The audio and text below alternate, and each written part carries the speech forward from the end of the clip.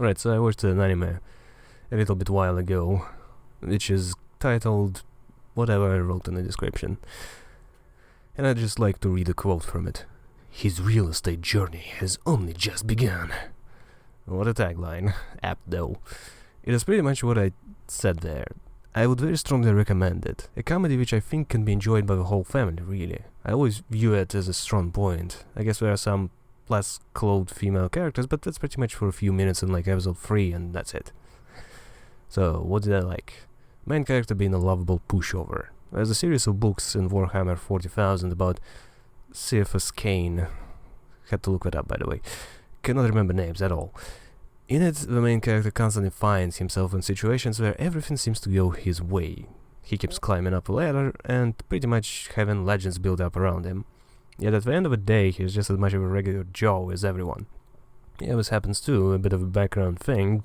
Main story is still about finding a house, but over the course of the story, Letty becomes Great Flame Dragon Lord, while still being a weak pushover. Contrast is real funny. The other big thing is the perspective. I don't know how to put it better. This is the video game world with heroes being brash and horrible people who rob others, break everything and kill randomly. I mean, looking at the players in video games objectively, as far as the world is concerned, players are a dangerous, horrible being who commits genocide on a regular basis. There are plenty of fallacies like that shown in this show. Played up for laughs. I can't really remember this being the case ever. I mean, it's the main story element. There are some jokes in games sprinkled in to add laughs, and not look like the game is treating itself too seriously, but never as big as this. Another example, at one point the character talks about non-humans living in dungeons. Why would anyone have mimics in their house?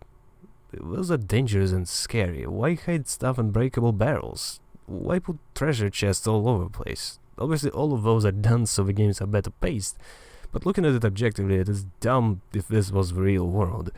Nobody would live like that, right? And the show makes fun of that. It's refreshing to look at it, that sort of thing. What did I dislike?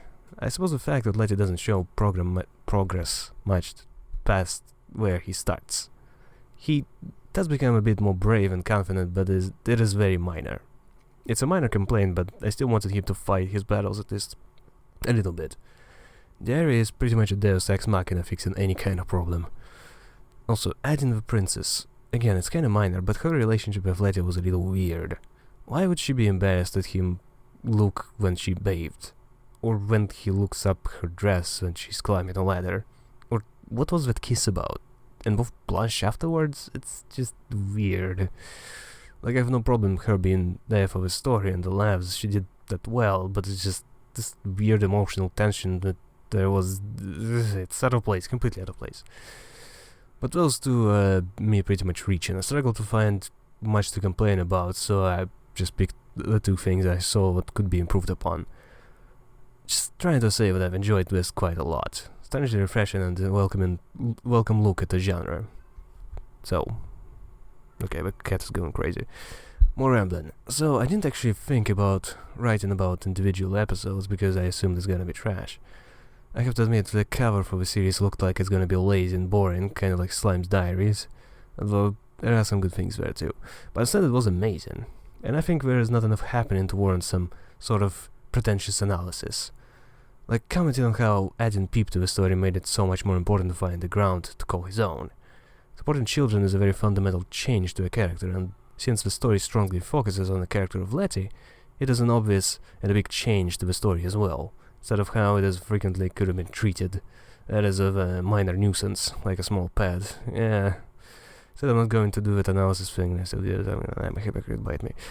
Anyway, what we've got is a very serious story done in the video game world with a focus on the usual protagonist. In addition, there is a very strange aspect of looking for a home, which I can't really recall coming up often. There are stories about people finding themselves, but it was all metaphorical. Here it is quite literal. The result is a combination of things I like with a thing I know nothing about, real estate, and a great treat. What I particularly love about it is the fact that it had no right to be good. There's a term in anime called isekai, meaning another world. It is a very repetitive trend used in anime, reused and overused, especially in I think after 2016 up to now. I guess because I don't know a specific year, honestly, but around those years it is very prevalent, so people love to cry about there being too many of those stories. With the Another World part being completely misused and unnecessary, as the stories are pretty much the same with or without Another World part. Here I believe it was done in the best way. For one, it is not a reincarnation of any kind, the characters are from this world and they live in it. For two, the protagonists would not really exist in a normal world. I don't know what you believe, but there are no dragons walking around the place. And 3, video game stuff is actually a pretty major part of the plot and the jokes. At one point, episode 7, there are actually major references to Metal Gear. I literally choked and coughed from laughing. So in my opinion, this is basically done the best way it could have been. Yeah. Kenjiro Tsuda. His voice. I don't know what is it about him, but I feel like every time he appears, I love his character. Here, it is no exception, and in fact it was one of his appearances I've liked the most. Especially the temper tantrums. Voice like that, and he's doing a temper tantrum.